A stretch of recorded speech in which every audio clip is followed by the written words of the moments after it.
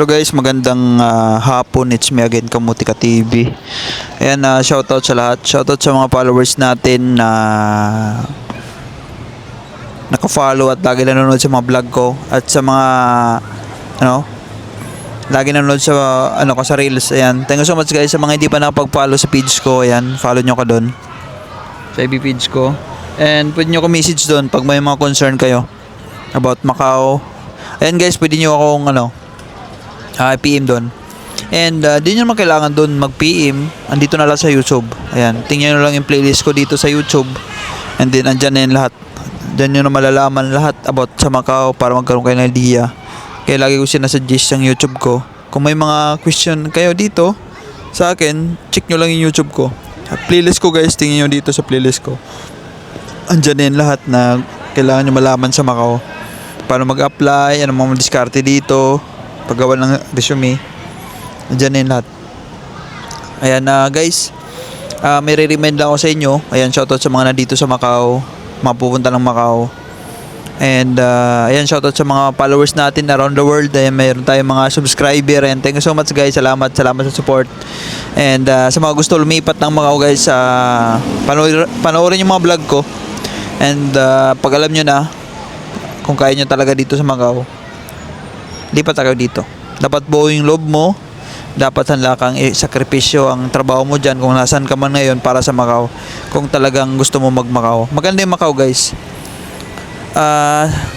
Madali lang naman maghanap ng trabaho dito kung masipag ka. Sabi lang nila na mahirap sa mga taong tamad. Yun talaga totoo, tamad. Yung wala talagang hindi ka willing na magkatrabaho dito sa Macau, ganun. Yung asa ka lang sa swerte dito, kung asa ka lang sa swerte, wala talaga sa'yo mangyayari. Hindi dito paswertihan, hard work yung labanan. Kung wala kang sipag, tiyaga at dasal dito sa Macau, hindi ka makahanap ng trabaho. Kahit saan ka pumunta, kailangan mo talaga dito magtiyaga. Kahit saan bansa guys, hindi lang ikaw yung nag-a-apply dito, marami kang kakompetensya. Yung labanan na lang dito sa Macau is pasipagan, tiyaga, dasalin. Kailangan mo magtiyaga talaga. Kasi pag wala kang tiyaga, tatamarin ka. Pag wala ka naman sipag, wala. Hindi ka babangon ng maaga kasi tinatamad ka eh. Diba? Wala, nandyan nga, kailangan mo talaga magtiyaga dito. Kailangan mo sipagan, siyempre yung prayer, napaka-importante yan para i-guide ka ni Lord. Mga gusto mong gawin sa buhay dito sa Macau. Diba?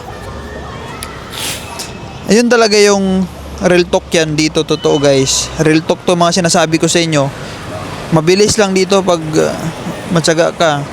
Wala ka talaga dapat palampasin kasi yung everyday na visa mo is bibigyan ka ng 30 days pagpasok mo ng Macau.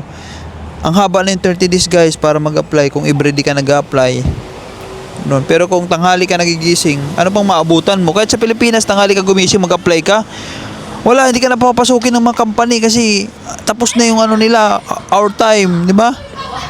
Di ba sa Pilipinas, pag nag-apply tayo, kailangan natin gawin mo rin yan dito, hindi yung kung kailan mo lang gusto, bukas na. Wala na, ubos na yung visa mo kung panay bukas ka. Di ba? Bukas na lang, mahaba. Nako, di mo malayan yung araw, tapos na pala. Di mo na pala namamalayan, mag-i-extend ka na naman ng visa mo. Wala na. Kung puro ka ganyan, expected mo na yan na field ka na. Una pa lang, ganyan ka na. Nako, hindi pwede yan dito sa Macau guys. Yung sinasabi ko sa inyo guys is based experience ko. Yung mga sinasabi ko, hindi lang ako puro salita Marami ako, hindi naman ako mamayabang na nakakahanap akong trabaho dito. Siyempre makakahanap pa talaga pag pag nagsisipag ka, nagtsatsaga ka, madiskarte ka, ganun. Ako ganun ang ginagawa ko eh. Hindi ako takot mawalan ng trabaho kasi nga alam ko na yung gagawin ko. Dumaan ako sa butas ng karayom, nagsipag ako, nagtsaga, siyempre prayer. Kaya sinishare ko sa inyo guys yung mga experience ko para gawin nyo rin, diba? Ay si Kamuti nga, ganun ginawa niya, nakahanap eh. Ako pa kaya, 'di ba? Ganun 'yun, dapat ganun mindset nyo. Wag kayong magpo-plan B Dapat focus kayo sa plan inyo. Huwag kayo mag-iisip na, ay, ano, pag di ako nakahanap, di ka pa nag-umpisa, ngayon na agad yung, ano mo, iniisip. Mag-umpisa ka muna. Gawin mo yung, mag-focus ka sa goal mo, makahanap ng trabaho. Hindi yung puro barkada, chicks, inom. Naku, hindi makatulong sa'yo yan. Saka ka na magganyan pag ano na, may trabaho ka na. Kasi yung visa mo, nagbabawas yan everyday, Sabado, Linggo, or Linggo. Linggo naman talaga, sarado mga agency. Matik na yung bawas na yun sa isang buwan, 4 na linggo, di ba? 4 yung linggo. Automatic na 4 yung bawas mo. Ganun. Maraming bawas pa yan kung panay inom ka lang or sama-sama kung saan-saan, di ka nagpo-focus sa goal mo. Diba? Yung barkada is hindi makakatulong sa'yo yan. Makakatulong lang sa'yo yan, mga barkada mo sa inuman, ganun. O pagpunta nyo, sabay-sabay ko di makahanap, ganun. Mangyari sa inyo. Guys, yung vlog ko na to is for the, dami ko nang sinabi. Vlog ko na to guys is for the reminders lang sa inyo na pupunta ng Macau is, mag-ingat kayo dito sa mga post-post na yan. Ang daming nagano dito. Ang daming na-scam dito about sa mga ganyan na post na yan dito sa Macau. May mga page kasi dito sa Macau na nagpo-post ng trabaho. Ang dami. Pag nakapagbigay, guys, pag may money involved agad, kung saan referral fee, magbigay ka lang sa ganito, ako na bahala. Guys, iwasan nyo yan ganun. Yung ina-advise ko, hindi ko ina-advise yung mga ganyan na sa post ka naghahanap ng trabaho. Hindi makakatulong yan. Mapapahamak ka pa. Guys, yung mag-apply ka doon sa mga agency. Doon ka mismo mag-apply, tsagain mo. Araw-araw ka pumunta doon sa mga agency, tsagain mo. Doon, legit yun, hindi ka mapapahamak. Mapapaganda pa buhay mo. Mababa pa yung babayaran mo. Hindi ka pa ma-scam kasi sureball yun. Unlike doon sa mga post na yan, hindi mo pa nga kilala yung mga tao doon. Nag-post lang, tapos dami account pa yung gamit. Wala man lang ka picture. Picture niya lang profile. Nagtiwala ka kaagad. Diba? Siyempre, atat ka na kasi di ka nagpursigi, paubos na yung visa mo. Diba? Diyan ka papahamak dahil siyempre kagagawan mo rin. Pero kung nagsipag ka, binigyan ka ng 30 days ngayon mismo, bukas nag-apply ka na, wala kang pinalagpas na araw, sa isang linggo guys, mararamdaman mo yan yung epekto ng pagiging masipag mo. Hindi ka mawawalan ng interview every week, di ba?